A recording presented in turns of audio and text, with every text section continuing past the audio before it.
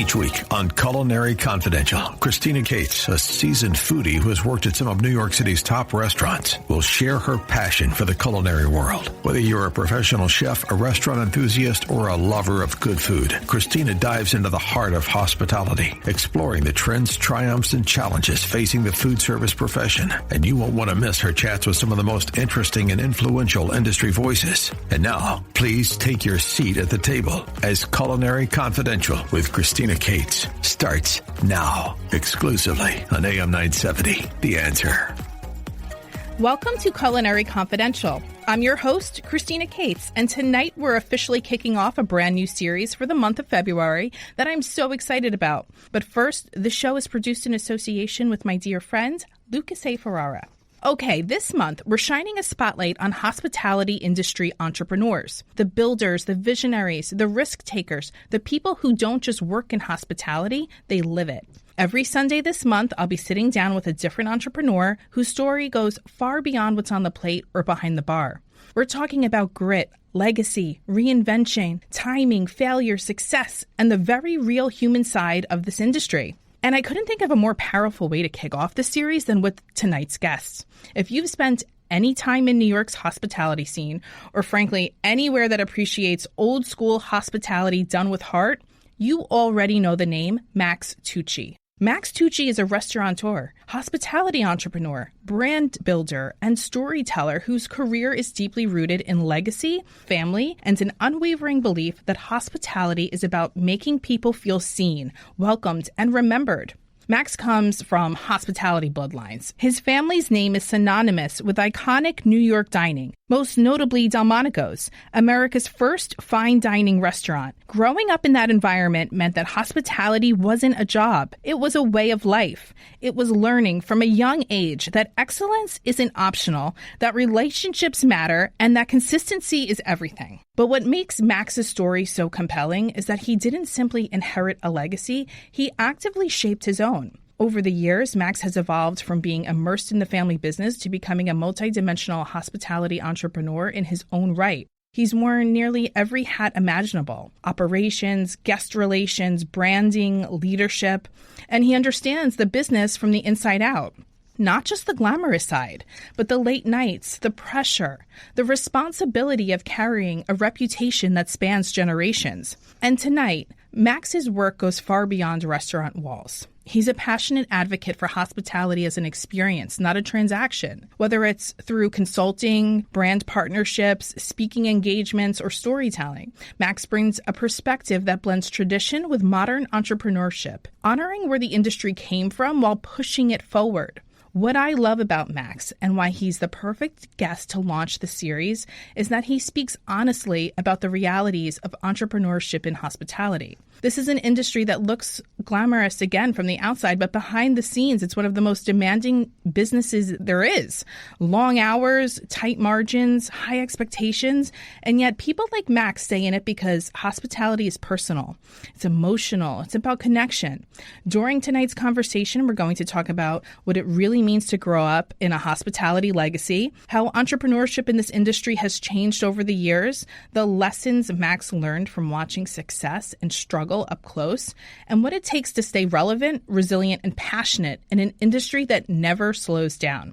This month on Culinary Confidential, you'll hear from entrepreneurs who've built restaurants, brands, concepts, and careers, each with a different path, but all connected by a shared love for hospitality. And Max sets the tone for everything that follows. Because hospitality entrepreneurs aren't just business owners, they're caretakers of culture, memory makers and community builders. And Max Tucci embodies that at every level.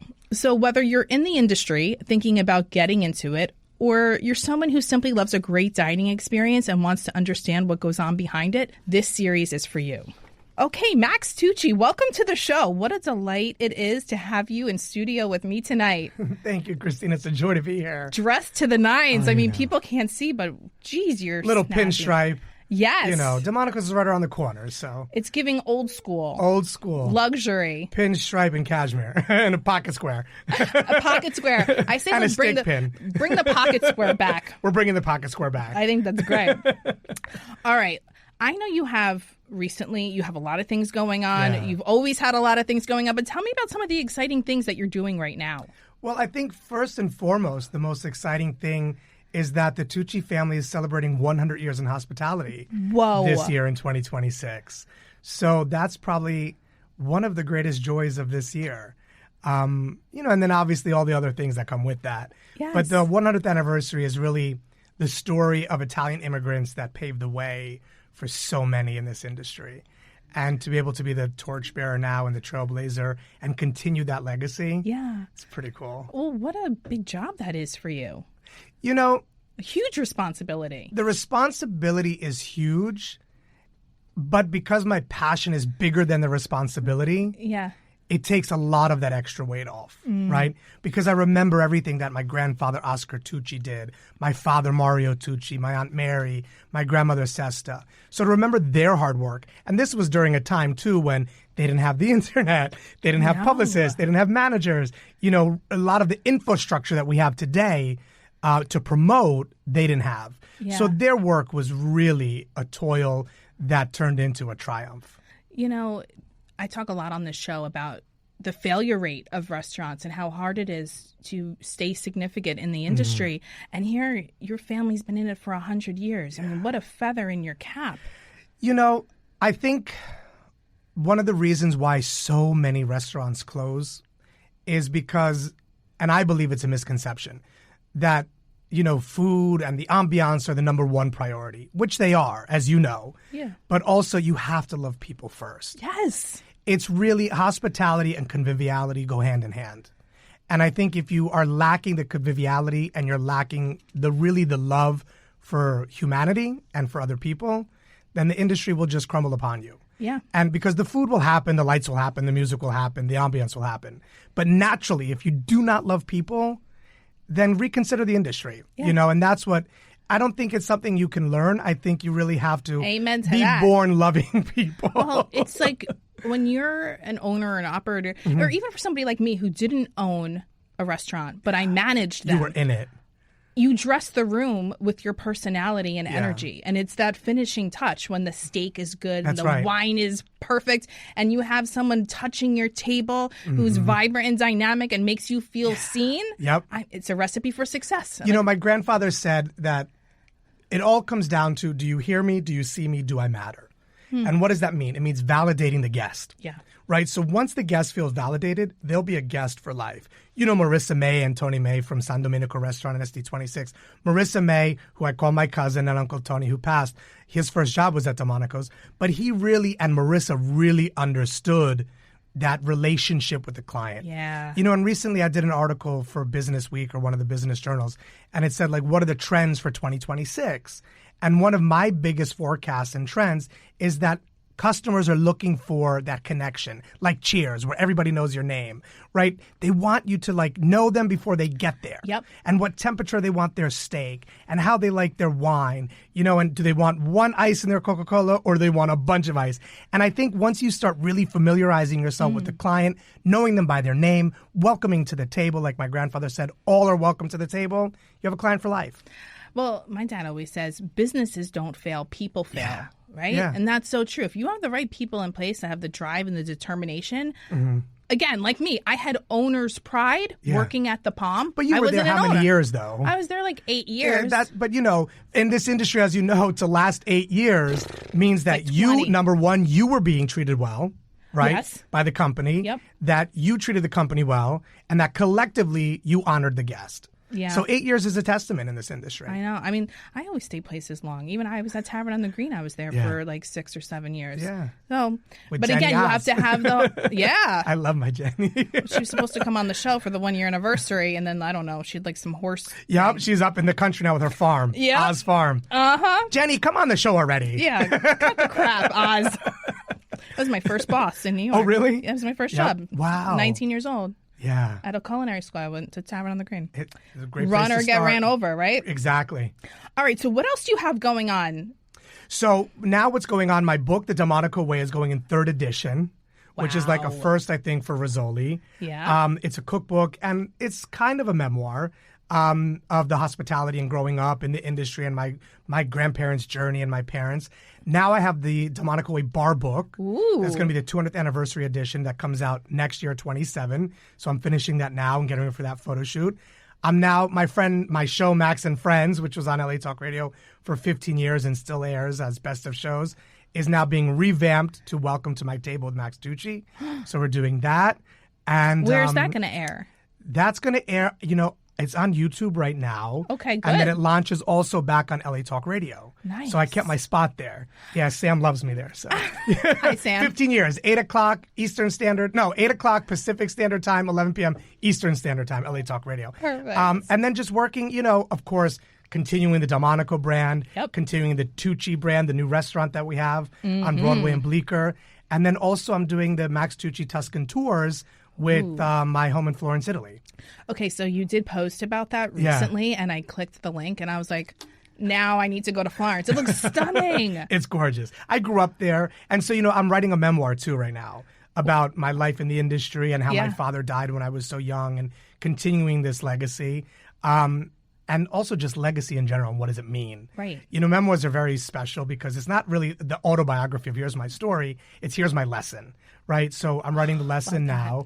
And, I wake up every morning, and my gift to everyone listening right now is, make this part of your mantra. I open myself up to offers, options, and opportunities for the highest good of my life, and they come. So look, I slid into your DMs. Couple and weeks always ago. Say yes. Yeah, always say show yes. up. I remember when I first started radio 17 years ago now, and I couldn't get a guest because it was called internet radio, not even podcasting. No one knew what it was. Publicists were like, what's that? And then Twitter came out. And I was able to DM celebrities and be like, do you want to be on my show? Then Jackie Collins came on and Lou Nell came on. And then all of a sudden the show was booked. So the yes is a wonderful, beautiful yes. There's also that divine no. Sometimes you do have to say no. Sherry Salata, who was the executive producer for Oprah Winfrey for 25 years on the show or however many years, she wrote a book called The Beautiful No. And it really is. There is that beautiful no, but there's that divine yes.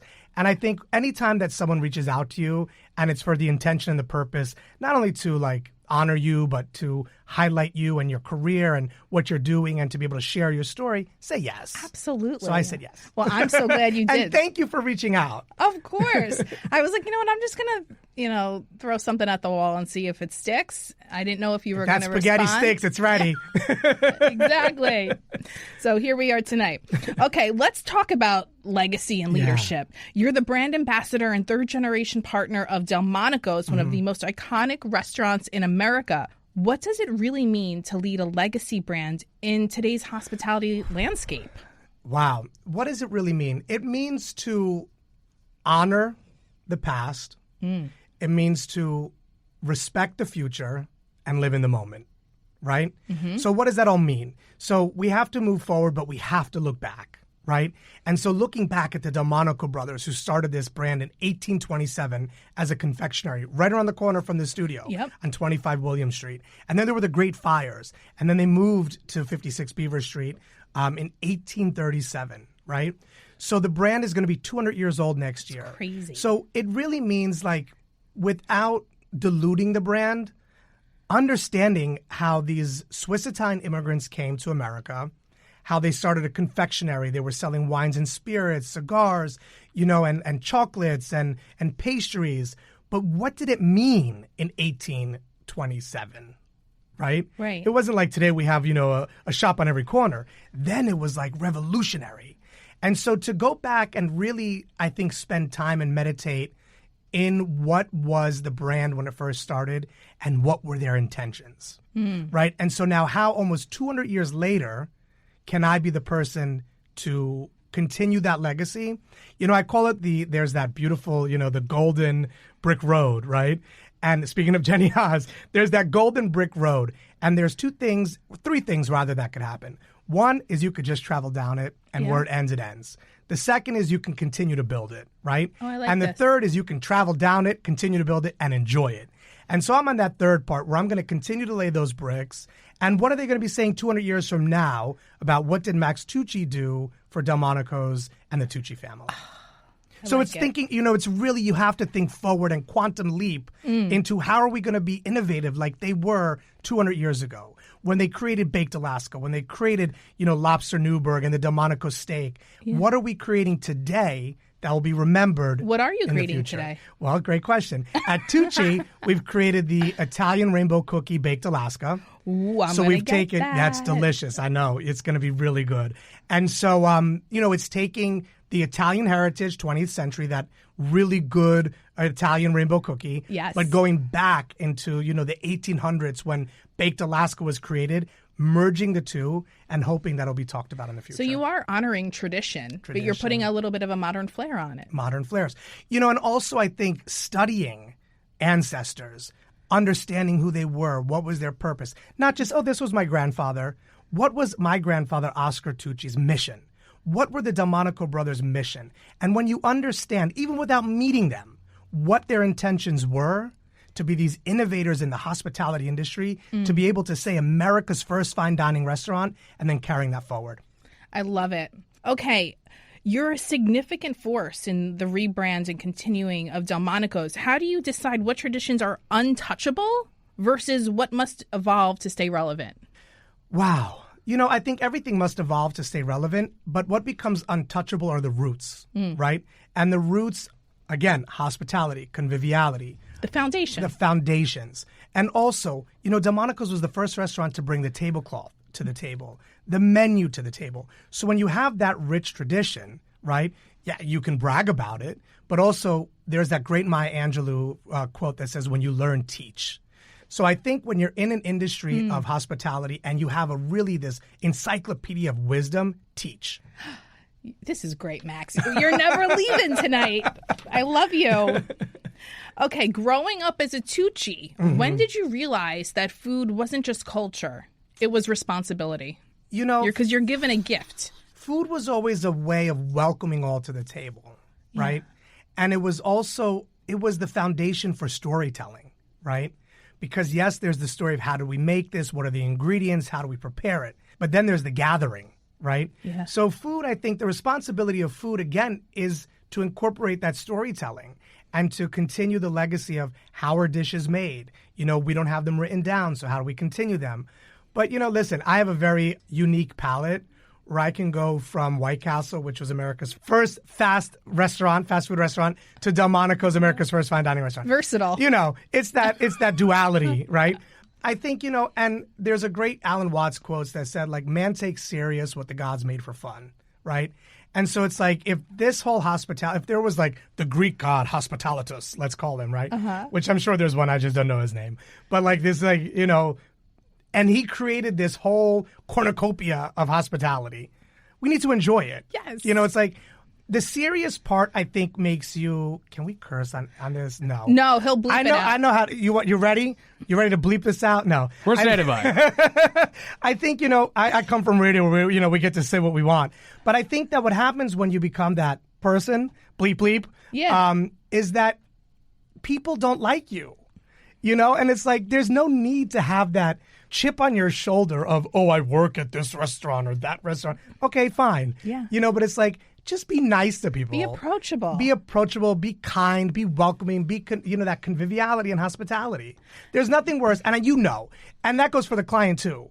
When you come in with a chip on your shoulder, you already have set the scene of can't we just be nice? Can't we just can't we all just get along? What am I trying to say? What I'm trying to say is be real, be cool. Yes, it's an industry, but to be pretentious in this industry, which you've seen a lot, I've seen a lot, and it's just not becoming. No, it's so passé. All right, many entrepreneurs start from scratch. Your journey involves honoring history. What's harder, building something new or protecting something legendary? Because you have done both. They're both. Well, I think, again, the task and weighing whether or not it's difficult comes with the passion. If you're passionate for something, the difficulties are water off a duck's back. You've got to let them roll off because you're so passionate that nothing's going to stop you. Being the conservator and being the steward for the Demonico brand is I think a little more difficult because there's 200 years behind it, right? So it's like, is it going to end now because of me? No, never. Right? But listen, that's how brands are today. Like that, you can be canceled. Yeah. So I have to like constantly be aware of what I say and how I represent myself, which then represents a 200-year-old brand. As far as a new brand like Tucci, it's only a new brand in the essence that we have Tucci on Broadway and Bleecker. But the Tucci family goes back to the 1400s, right? So it's even older than Delmonico's. So I think really to honor my ancestors, to respect the industry, and to create something that's pleasurable. You know, I want people to come to Tucci to really enjoy, to feel like they're at my house in Italy, and to celebrate life. I love it. I'm also silently disappointed you don't have a pinky ring on. I think it would complete this whole motif you have. Well, you know what they say, that pinky rings drain energy. I didn't know that. Yeah. Now I do. That's why I don't wear one. See, we're all learning here tonight. Okay, legacy can be a gift or a pressure cooker. When we come back, we'll talk about how Max turns pressure into progress. Stay tuned. You're listening to Culinary Confidential with Christina Cates on AM 970 The Answer.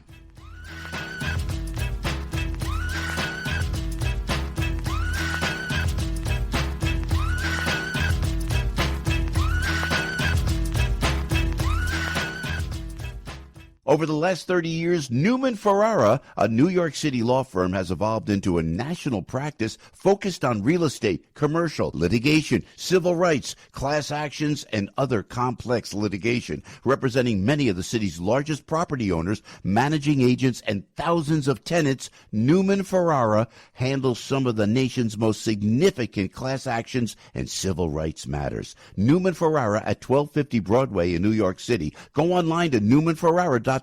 That's newmanferrara.com. Listen to the firm's name partner, Lucas Ferrara, every Saturday at 10 a.m. on Dottie Herman's longest-running real estate radio program, Eye on Real Estate on AM 970. A real estate lawyer for 35 years, Lucas is a professor at New York Law School and is also a published author with books on real estate and New York's landlord-tenant law. Tune in Saturdays at 10 a.m. to hear Lucas's unique perspective and advice on Eye on Real Estate.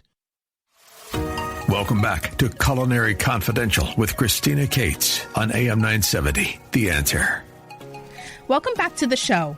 Tonight, we're kicking off our February spotlight on hospitality entrepreneurs, and I'm joined by someone whose roots in this industry run deep, but whose vision is entirely his own. Max Tucci grew up immersed in the world of legendary New York dining through his family's iconic restaurant, Delmonico's, where hospitality wasn't just a business, it was a way of life. From that foundation, Max went on to carve his own entrepreneurial path, opening Tucci, a modern Italian steakhouse that reflects both heritage and evolution. In this segment, we're talking about what it means to honor a legacy without living in its shadow, and how real hospitality entrepreneurs build something new while respecting where they came from. Max, welcome back to the show. Thank you. All right. People romanticize restaurants, but hospitality is one of the toughest businesses out there. What do most outsiders misunderstand about running them? You need a great team, you know, and great partners. You know, my partner Dennis and at Tucci and Dennis and Joe at Delmonico's, you know, we know each other for decades almost now. And Dennis and I years ago dreamt about Tucci, and we kind of joked about it. And so, you know, it's like, be careful what you wish for. Yeah. And I love the quote that if you can see it in your mind, it's already created in your reality. You just have to catch up to it. But I think the biggest misconception that people have is when you lead with your ego and when you want it to be about you. And this is my restaurant and my. Okay, it's our restaurant. It's, you know, a team. Yeah. You know, I don't like the phrase it takes a village because not everyone in the village is on your team. So it takes a tribe. And really to surround yourself with people that not only you uplift, but that uplift you. And years ago, there was on Oprah's show, someone said, "Together we rise." And I think that is such an important understanding in this industry, that together we rise. And that's why Tucci in a year and a half has become a phenomenon. I mean, the success literally out the gate. Steve Cuso from the New York Post, he writes, you know, there's a new Italian restaurant in town, has the best meatballs, move over Carbone. You know, and it's like we weren't even open for 2 months. Yeah. And that's, that was the headline. We had a full page. And then, Florence Fabricant, she's the one that, broke the news that we were opening. And so I think, it's about intention, it's about integrity, it's about the team, and it's really replacing your ego with the togetherness of who am I going to bring to the table? Mm-hmm. Not literally to have dinner with, but who's the team that I'm bringing to the table with me? And are we all in alignment? And the alignment is a very important thing in this industry. Did you take anyone from Delmonico's, to cross over? So that, Tucci is Delmonico's sister restaurant. Yeah. Right? So the fortunate thing between Delmonico's and Tucci is that, if we lack a server, we could bring, we can pull one in and mix and match. And so, and the chef from Delmonico's is the chef at Tucci. And so, that is a big blessing because we didn't have to search for that team. So again, the attention's about Tucci, where we already have Delmonico's, is such an iconic restaurant. Dennis is such an amazing partner to have. Hospitality, he's been in it forever with his father. And so it's like the two of us together were unstoppable. The operations that he really manages so well, and yet the public face of the restaurant and the experience, the client experience that I understand so well, it's like a perfect combination of the two. It's like a perfect storm, right? And we're both the same age. So cosmically, when we were born in 1979, something happened where, before the sperm met the egg, there was already this divine orchestra symphony playing of hospitality entrepreneurs. Yep. We're going to put these two together. I love it. All right. As an entrepreneur, where do you spend most of your mental energy? Is it the people, the operations, or the brands? Meditation. I put myself first before anyone, because if I'm not 100%, I can't be 100% You can't. for what do they say? Pour someone else's cup when yours is empty? If your cup runneth over, that means people are stealing from it, because you have to be able to give from it, not just have them take from it. So I think for me, it's really spending time with myself, meditating, relaxing, quieting my nervous system, quieting my brain after a long day of meeting. Sometimes it could be 1,000 people. So when I put myself first, it's not being selfish, it's being selfless, because then, as you know, this industry is a stage. Yeah. It really is a stage. And I look at it, yes, my name is on Broadway now, right? Because we're at 643 Broadway. But when I say that the stage, and it's like a Broadway stage, every night you have a new audience. That's right. Right? And so it's like, if you're not giving your best, they notice that. Mm-hmm. And if you're not honoring them, respecting them, validating them, they notice that. And you can't do that unless you've taken care of yourself first. So of all those three, wonderful things you've asked, really it's the meditation and self-care that enables me to do all those three. I got to start meditating. You're like the third person this week but to talk about meditation. I've been doing it since a child because my grandmother was a yogi. Meditation doesn't mean you have to, quiet the brain and sit there and om all night long. If you like to garden, if you like to knit, these are all forms of meditation, because what you're doing is you're quieting the mind from all the outside and focusing on something that you enjoy doing. Okay, so do you know what my meditation is? Tell me. I like to go to restaurants by myself. Perfect. Because you could be still. Yeah. Yep, I agree. And I always have to sit my back to the room because I can't see what's happening. Oh, really? An Italian who sits his back to the room? Yeah, I know. Well, I don't worry about any of that. But, I think because if I see a light bulb that's out, I don't sleep. Yep. Right? And then I'll think about it the next day. I'm like, I have to call the manager, tell them the light bulb was out. Like, why do I care that the light bulb is out? And because what I want people to experience in other restaurants is the knowledge that I have from growing up in this industry. Yeah. And a light bulb makes a difference. It totally does. Because it's forgotten about. Yeah. And if it's forgotten about in the front of the house, it's like, well, what's going on in the back of the house? It's like a trickle-down effect. It is. But, I'm going to challenge you to go on YouTube and find like a nice, you like 11:11, we talked about it earlier. Find a nice meditation that's 11 minutes, 11 seconds, and just take that time for yourself. That's my homework. Decompress the mind, and I give you that challenge. I give everyone that meditation challenge. Max Tucci's giving me homework. I like it. Everybody listening. Because really, self-care is so important. And we are in such a period of time right now where everything is so chaotic. We have so much information being thrown at us so quickly. And we're wondering why people are so anxious and this and that. And it's like that energy comes into the restaurant. And so what do we do at a restaurant to take that away? Is we feed you, we give you wonderful drinks, we give you wonderful food, we give you the experience of escapism. That's right? So how can we escape from what we're living in right now? Through meditation or coming to Delmonico's or Tucci. Perfect. How do you balance excellence on the plate with financial sustainability, especially in a tough town like New York, right? It's hard to make a penny these days. It's trusting a lot of aspects. It's trusting your purveyors. Yeah. It's trusting your chef. It's trusting delivery. You know, it's like, are we getting more fish than ice? Do we have a scale at delivery? You know, it's point. Trusting the client, and it's listening.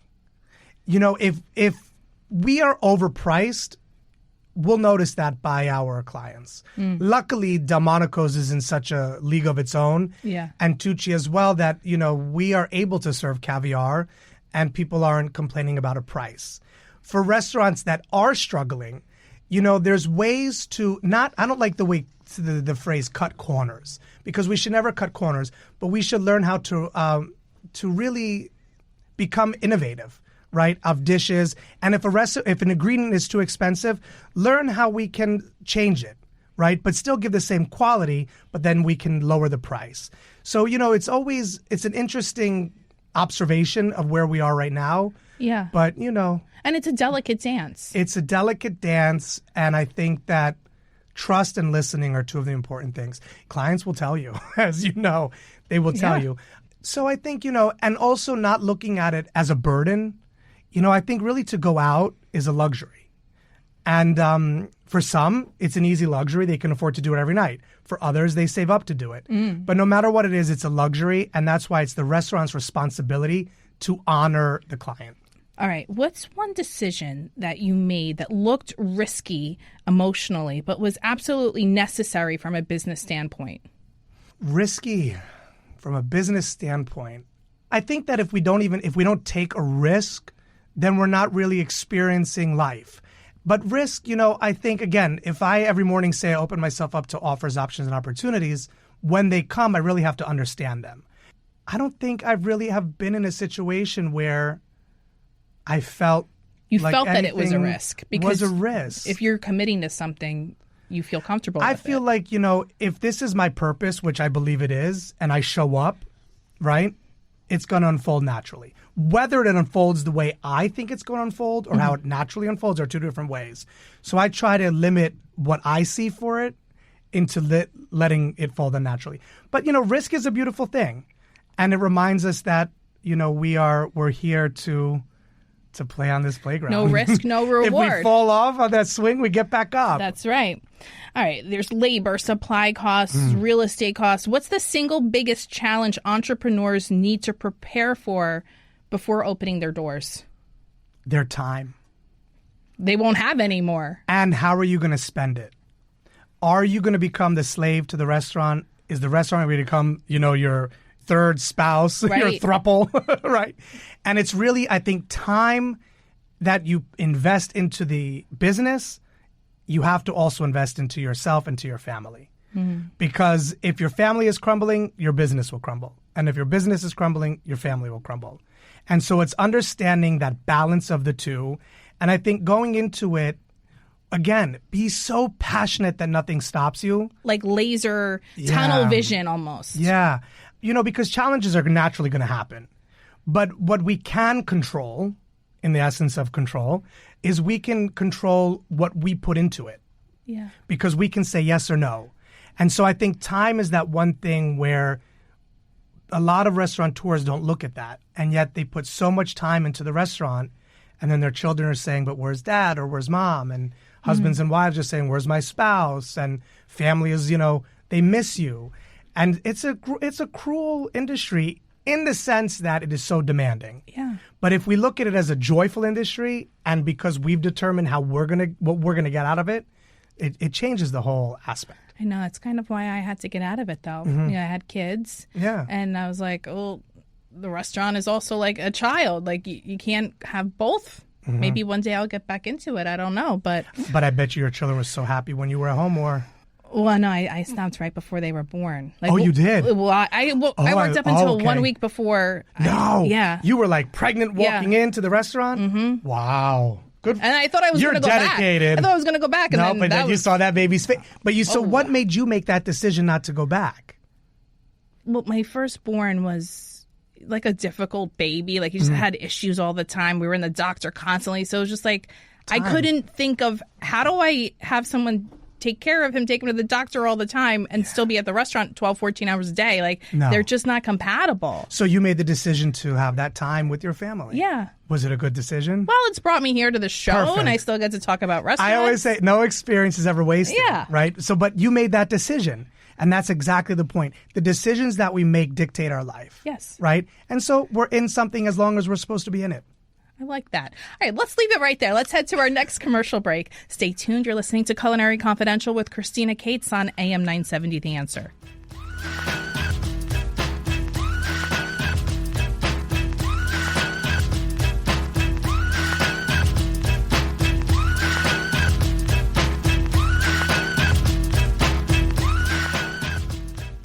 Over the last 30 years, Newman Ferrara, a New York City law firm, has evolved into a national practice focused on real estate, commercial, litigation, civil rights, class actions, and other complex litigation, representing many of the city's largest property owners, managing agents, and thousands of tenants. Newman Ferrara handles some of the nation's most significant class actions and civil rights matters. Newman Ferrara at 1250 Broadway in New York City. Go online to newmanferrara.com. That's newmanferrara.com. Listen to the firm's name partner, Lucas Ferrara, every Saturday at 10 a.m. on Dottie Herman's longest-running real estate radio program, Eye on Real Estate on AM 970. A real estate lawyer for 35 years, Lucas is a professor at New York Law School and is also a published author with books on real estate and New York's landlord-tenant law. Tune in Saturdays at 10 a.m. to hear Lucas's unique perspective and advice on Eye on Real Estate. Welcome back to Culinary Confidential with Christina Cates on AM 970 The Answer. Okay, welcome back. Tonight's conversation is all about hospitality entrepreneurship and what it looks like when legacy meets modern vision. I'm joined again by Max Tucci, who grew up inside one of New York's most iconic Italian dining institutions, Delmonico's, and later stepped out to create his own mark on the industry with Tucci. Max understands hospitality from the inside out. Operations, leadership, pressure, and the responsibility that comes with carrying a respected family name. Up now, we're getting into what it really takes to build something of your own in hospitality, and why passion, discipline, and reinvention matter just as much as tradition. Max, welcome back to the show. We're back. We are back, baby. Last segment here. We're going from the guru segment to the hospitality and passion segment. I love it. I love it. And you are just so full of passion. Okay. When we talk about passion and hospitality, like what are some key markers that you look for when you're building a team for the front of the house? Honesty. Because they have to be a mirror of you. Yeah. And also when you learn teach, you can't expect everyone to understand where you come from, right? And everyone's journey is different. Yeah. And that's why I think when my grandfather, what he saw in Ciro Macchioni before he went to Le Cirque, Ciro started as a busboy at Delmonico's and went on to become the captain of the Roman Room, serving King Umberto and Elizabeth Taylor, right? So it's seeing something in someone that's so incredible that they haven't seen in themselves yet. And I think that's what I look for first, is who is really this incredible individual that doesn't even understand their full potential. And then it's assisting them in flourishing and pulling out that potential to make them incredible. And if they leave, it's okay. Because someone can only work for you until they can no longer. Right. And you never want to hold anyone back from their dream or their passion, right? So it's that understanding of like that butterfly. When you've achieved those wings, and if you feel that you can stay here, great. But if you need to go, encourage the going and like really happy trails. You know what? Whenever I had someone who wanted to leave, I would say, okay, you can leave when you find your replacement. I would make them try to find who they thought would fit well into the dynamic that they had already worked in for years. And that worked out so well every time because they'd be like, oh, you know what? I do have a friend that's looking for a server job or whatever. Yeah. So, yes. Okay. If hospitality is ultimately about taking care of people, who was that person that taught you to do it well? My Aunt Mary. Your Aunt Mary. For sure. She was my Auntie Mame. My mother, too. She'll tune in and she'll be like, why did you say me? I mean, well, my mother's my mother.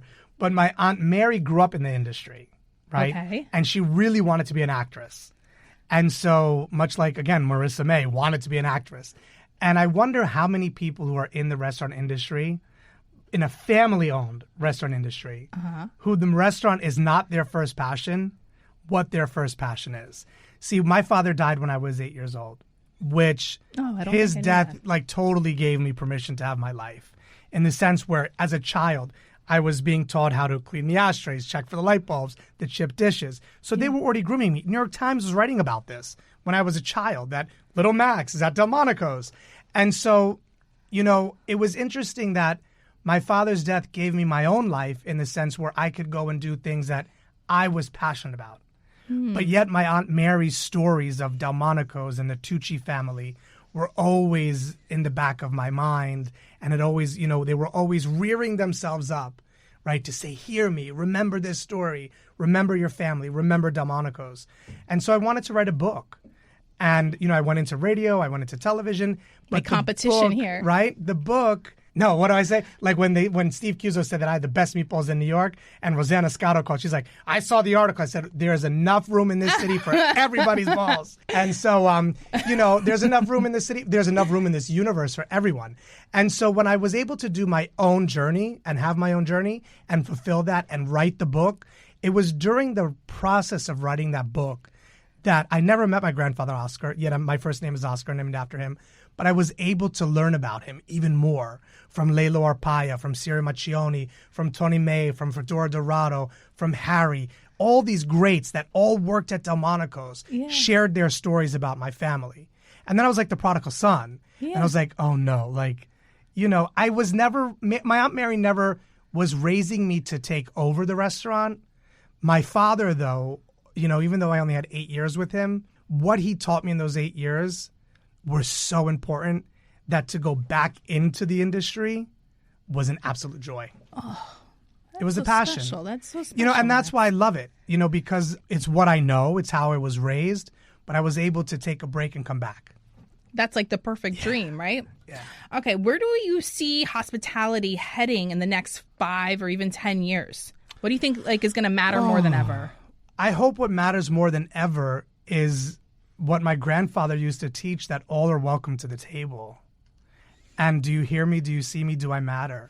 Can I just say something? Yeah. Then, because again, I talk about this on the show all the time, like the future of the dining scene. I feel like even in New York right now, it's getting to a scary place, right? Like you have to know the right people to get a lot of these reservations. And a restaurant in a more simpler form is a gathering place for everyone, right? I always think in my head, I'm like, if I ever opened up a restaurant, I don't know that I would be on the Rezzies or any of those platforms. I think I would just have an old school book, like Tomas in East Hampton at the Palm, and everyone's welcome. Yeah.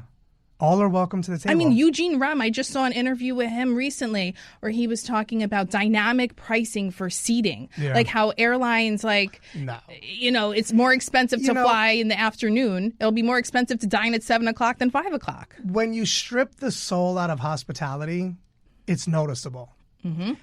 And right now at Delmonico's, up 500% is 5 o'clock seating. That's never been 5 o'clock seating at Demonico. It's up 500% in 2026. That's crazy. So people are eating earlier. Yeah. Okay, we understand that. But we're not changing anything about it. We're accepting the reservations. But I think, remember, when you welcome all to the table, and not all are welcome to the table. We talked about that. I think people know about that, especially from my story and if you Google me. But it's not that I don't welcome all to the table. It's like when people show you who they are, believe them. And Absolutely. This is an industry where don't take advantage of the restaurant and don't assume that people are going to comp you and that, your table is your table. There's still overhead. And be a gracious host. So what I hope for the future of hospitality is that, yes, the restaurant and restaurateurs are gracious, but also that the guest is gracious. Yeah. Be a gracious guest and be a gracious host. It goes hand in hand.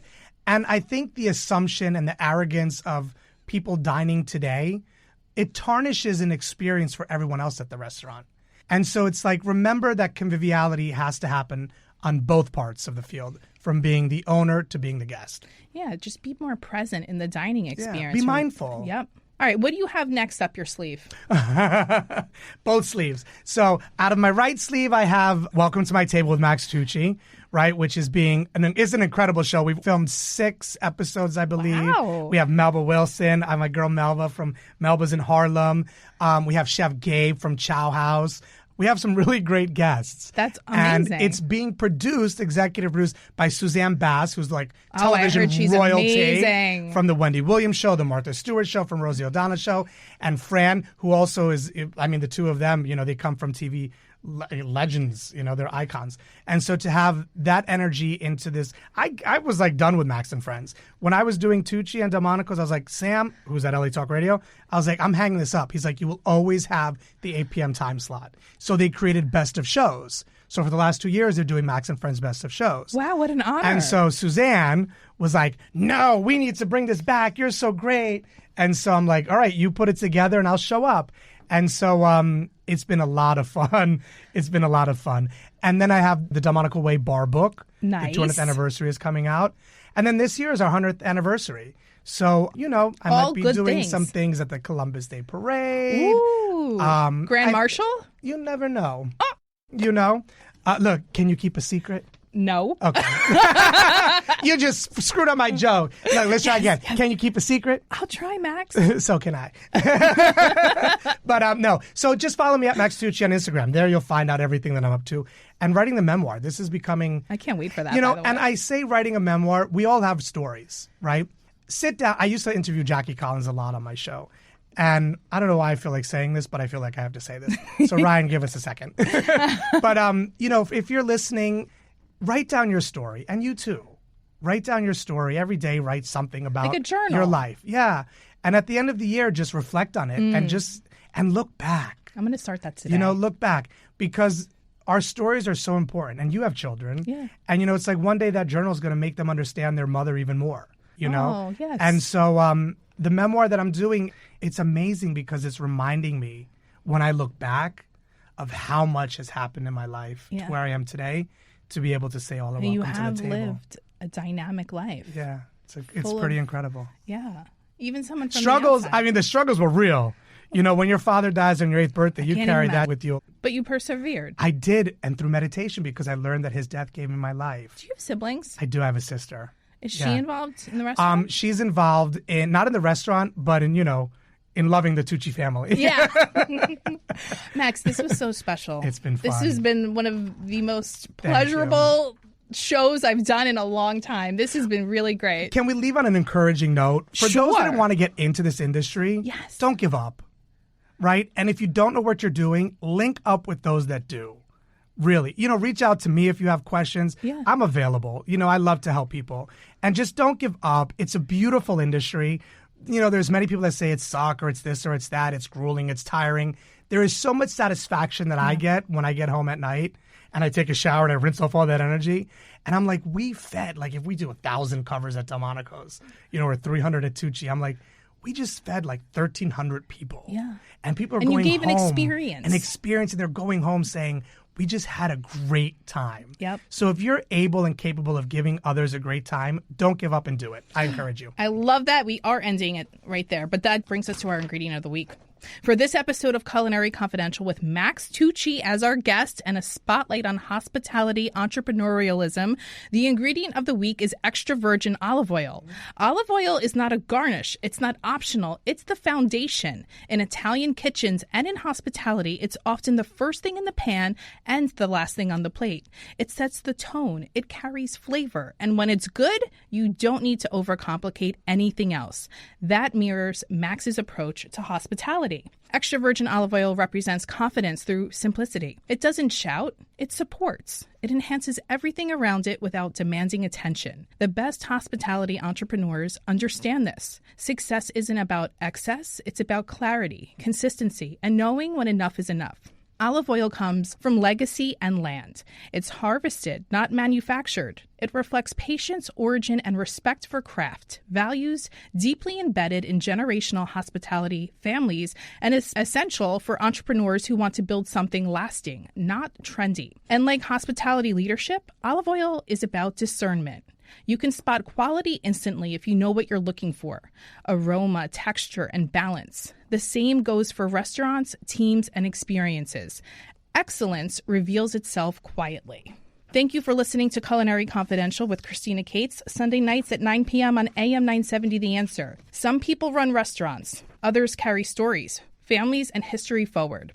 Max Tucci does all three. I really enjoyed this time with him tonight. Be sure to check out Tucci, New York, located on Broadway and Bleecker, and the classic Delmonico's, which is downtown on 56 Beaver Street. Tune in next week when I continue the spotlight on hospitality entrepreneurialism. I'll be joined by Thierry Vale, all the way from France. He's the visionary, founder, and CEO of Bagelstein, a European bagel chain and casual eatery concept that has over 100 locations spanning 8 countries throughout Europe and Asia. He's an unsuspecting hospitality success story because he actually started out working in finance as an accountant for PricewaterhouseCoopers and managing a football club. So this should be an interesting chat, and I can't wait for my time with him. But that is the show for tonight. Thanks for listening and have a great night.